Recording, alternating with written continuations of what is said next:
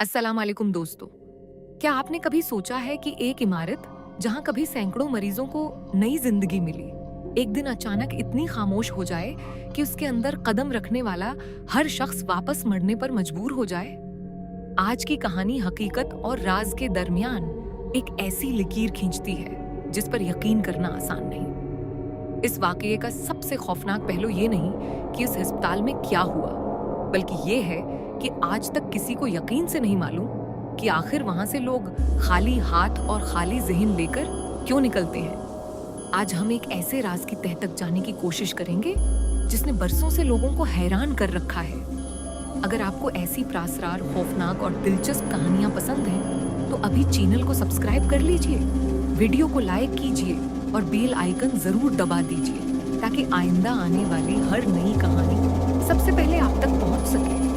बात शुरू होती है एक ऐसे शहर के किनारे से जहां सड़क खत्म होते ही दरख्तों का एक झुंड शुरू हो जाता है और उसी झुंड के पीछे एक पुरानी भूरी ईंटों वाली इमारत खड़ी है। खिड़कियों के शीशे कहीं टूटे हुए हैं, कहीं धूल की मोटी तह ने उन्हें मुकम्मल तौर पर धुंधला कर दिया है। हवा जब उन राहदारियों से गुजरती है तो एक अजीब सी सैटी बजाती है, जैसे कोई दौड़ बैठा इंसान आहिस्ता आहिस्ता सांस ले रहा हो। मकामी लोग उसे सिर्फ पुराना अस्पताल कहते हैं और अक्सर उसका नाम लेते हुए भी उनकी आवाज धीमी हो जाती है। ये अस्पताल 30 साल पहले तक शहर की सबसे मसरूफ तबी सहूलत हुआ करता था। रात दिन मरीजों की कतारें लगी रहते हैं, डॉक्टर और नर्सें ठिकन के बावजूद मुस्कुराहट के साथ काम करते। मगर एक रात ऐसा कुछ हुआ कि अगले ही महीने इंतजामिया ने अस्पताल को बंद करने का ऐलान कर दिया। सरकारी कागजात में वजह सिर्फ फंड्स की कमी लिखी गई, मगर जो लोग इस रात वहां मौजूद थे उनकी कहानी कुछ और ही सुनाई देती है।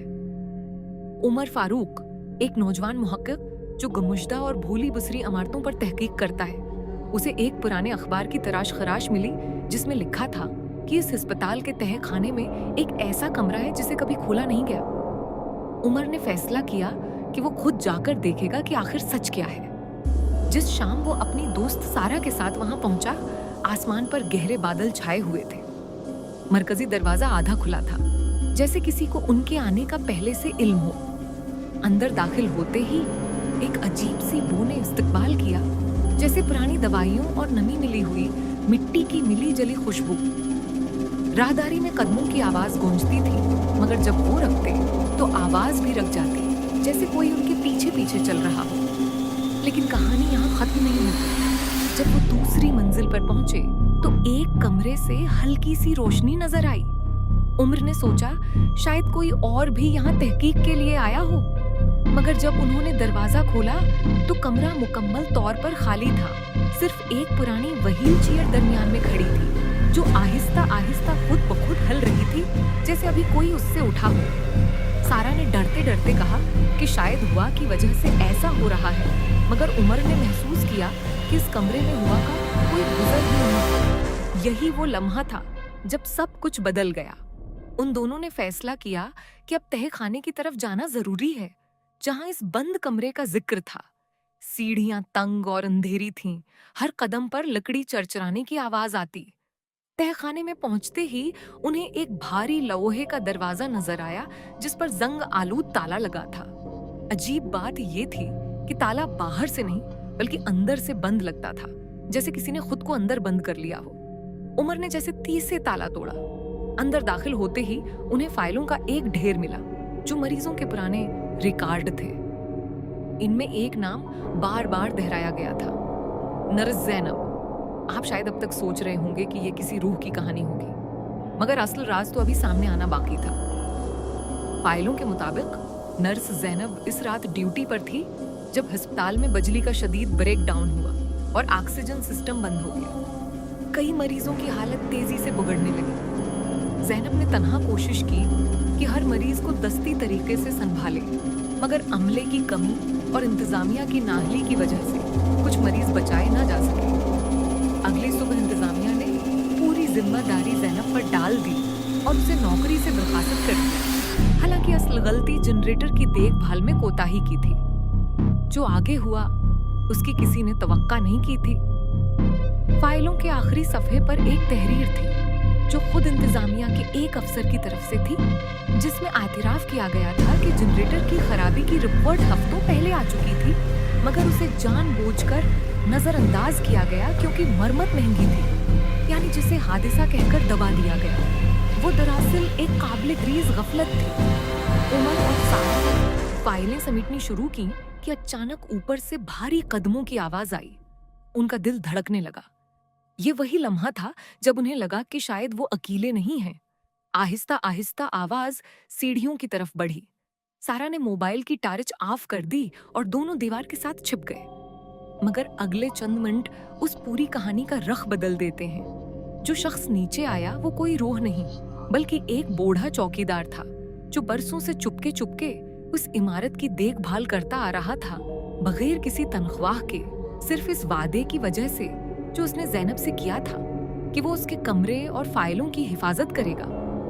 ज़ैनब अपनी बरतरफी के चंद साल बाद इंतकाल कर चुकी थी, मगर मरने से पहले उसने तमाम हकीकत लिखकर इन फाइलों में महफूज कर दी थी, ताकि एक दिन सच सामने आ सके। चौकीदार ने उन्हें बताया कि व्हील चेयर खुद बखुद नहीं हिलती, बल्कि इमारत की पुरानी लकड़ी का फर्श वक्त के साथ हल्का सा झुक चुका है, जिसकी वजह से हल्की सी हरकत पर भी वो चीजें हिलती महसूस होती हैं। सीटियों की आवाज दरअसल टूटी खिड़कियों से गुजरती हुआ की थी, मगर कदमों की आवाज जो रुकने पर रक जाती थी, उसकी कोई तसल्ली बख्श वजाहत आज तक नहीं मिल सकी। और खुद चौकीदार ने भी तस्लीम किया कि कई बार उसे ऐसा महसूस हुआ जैसे कोई नादिदा मौजूदगी उसकी निगरानी करती है। उम्र और सारा ने वो फाइलें शहर के एक सहाफी के हवाले की और कुछ अरसे बाद ये हकीकत अखबारात की जीनत बनी। इंतजामिया के पुराने अफसर पर तहकीकात शुरू हुई, मगर बरसों गुजर जाने की वजह से कानूनी कार्रवाई मुकम्मल न हो सकी। ज़ैनब का नाम आखिरकार बहाल हुआ और शहर की नई नस्ल ने उसे एक ऐसी नर्स के तौर पर याद रखा जिसने फर्ज निभाने में कोई कसर न छोड़ी। मगर आज भी जब रात के सन्नाटे में कोई उस इमारत के करीब से गुजरता है, वही व्हील चेयर की हरकत, वही कदमों की आवाज रिपोर्ट होती रहती है। कुछ लोग उसे सिर्फ पुरानी इमारत की तभी खुसूसियत कहते हैं, और कुछ आज भी यकीन रखते हैं कि ज़ैनब की रूह अभी तक अपने मरीजों की निगहबानी कर रही है। आपके ख्याल में उस वाक़ये की असल हकीकत क्या थी? क्या यह महज इत्तेफाक था, किसी इंसान की साजिश थी, या फिर वाकई उसके पीछे कोई ऐसी ताकत थी जिसे आज तक समझा नहीं जा सका? अपनी राय जरूर कमेंट में लिखिए। अगर आप अगली वीडियो में किसी और प्रासरार वाकये, खौफनाक कहानी या तारीखी राज की तफसील देखना चाहते हैं तो उसका नाम भी कमेंट में जरूर बताइए। अगर वीडियो पसंद आई हो तो उसे लाइक करें, चैनल को सब्सक्राइब करें और बेल आइकन जरूर दबाएं, ताकि आइंदा आने वाली हर नई कहानी सबसे पहले आप तक पहुंच सके। मिलते हैं एक और हैरतनाक किस्से के साथ। तब तक अपना बहुत ख्याल रखिएगा। अल्लाह हाफिज।